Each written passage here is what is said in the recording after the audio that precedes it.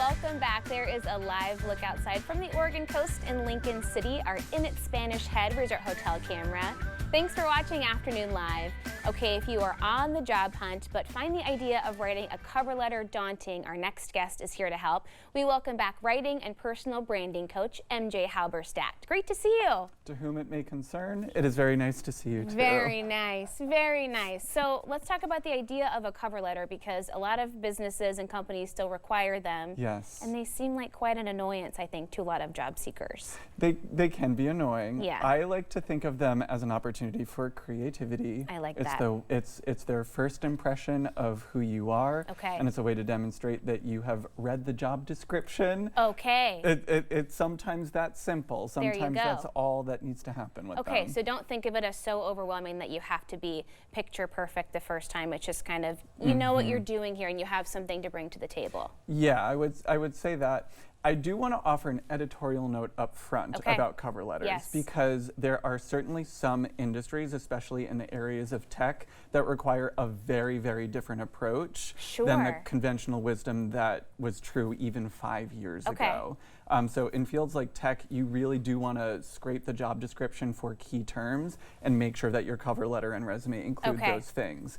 I tend to work with folks who are applying in industries where they can expect their letter will be read by a human. So that's mostly what I'm talking about today. Yeah, because is there a way to know, I guess, as you're job seeking and applying, if a person is going to see this or if it's going to be an AI situation where search terms are going to be used more than anything else? It's going to be a field by field thing. It depends on the size of the company. And I would say, like, even though the wisdom about cover letters has changed so much, one thing has remained true, which is that relationships still really, really matter. And whenever possible, if you're on the job hunt, work on those relationships.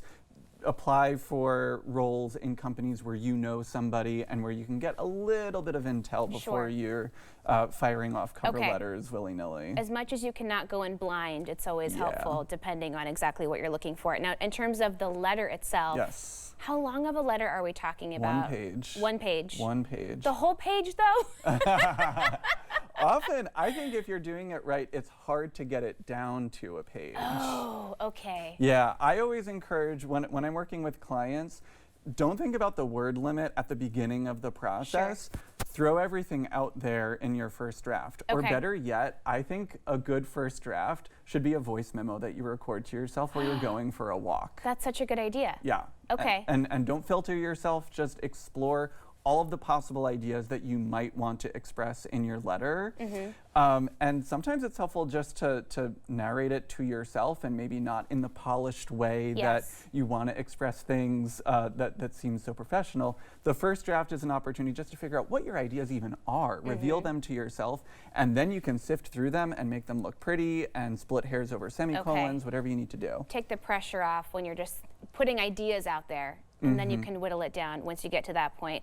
What are some goals to focus on, the message that you want to get across when you're putting pen to paper, when you're ready to start actually drafting a document? I would give advice in 2 buckets. One is if you are really trying to prove that you can do the job and that you will not be a squeaky wheel, you'll just get the job done, then make sure that you're checking all the boxes and that you've demonstrated for each of the job requirements that you provide an example of a time when you have done that kind of thing. On the other hand, if you're trying to stand out, if you're trying to demonstrate your creativity or blow their minds with your unique approach to whatever that thing is, then I think you want to showcase your personality and take a couple risks with that cover letter. But I think it's important to know which of those approaches you want to take. Do you find that people have a hard time bragging about themselves sometimes, or the opposite end, maybe they exaggerate too much and you have to find the happy medium between those 2 approaches? I love that question. I think I've been lucky, perhaps, that I've mostly worked with people who I have to amp up.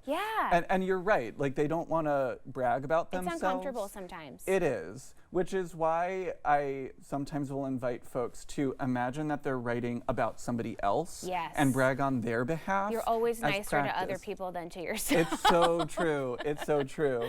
And that's the thing about an anecdote, is that it's a way to you know, sneak a compliment for yourself into a story. And you're not saying I'm so wonderful. You're saying, hey, during that last job, I put out a lot of fires, and here's how I did it. Sure. That speaks more to your capabilities than the most flowery words that you can find to describe. That kind of more concrete, documented evidence. Exactly. And you have a good framework to kind of think about these things, and when you're really ready to start the journey, to kind of simplify things. Yes. Yeah, we sort of started talking about that.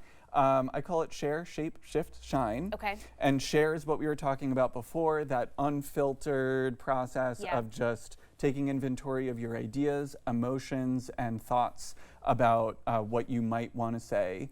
Shape is your opportunity to make some clear decisions about what you want to say and how you want to frame it. Yeah. Some people think of shaping as outlining, and some people prefer to start from an outline, but I find that most folks prefer to start with sharing. Okay. Shift is when you share it with somebody else and you hear Nice. from that other person what their impression is of the letter. Don't get mad at them if they don't understand what you're going for. You have to take it in stride. And then shining is when you then start thinking about the spelling, the grammar, the formatting. If you start thinking about all of those things at the same time, you get in your own way. But when you break them into 4 separate processes, that's how you set yourself up for success and are able to focus a little bit more. And what about when people are applying for multiple different jobs at once, maybe even across different industries? Are there ways to safely tailor the letter and resume without, spending endless hours kind of polishing things? Yeah, that's a great question. When someone is looking at a bunch of different opportunities, I invite them to find the one that is most similar, the most average of all of the jobs that they're applying to, and put a lot of their effort into that one. And then that's a really good one to modify over and over again for the other opportunities. It sounds so silly, but just read it over and over again before you send it. Make sure that you have a really clear system for yourself. Saving it as a PDF with a certain file name that is unique to the job that you're applying to before you send it in, that kind of thing. All good advice. Hey, great to see you. Thank you so much. Thanks for having me. Of course. We'll have more information about MJ on our website at katu.com. We'll be right back with more Afternoon Live right after this.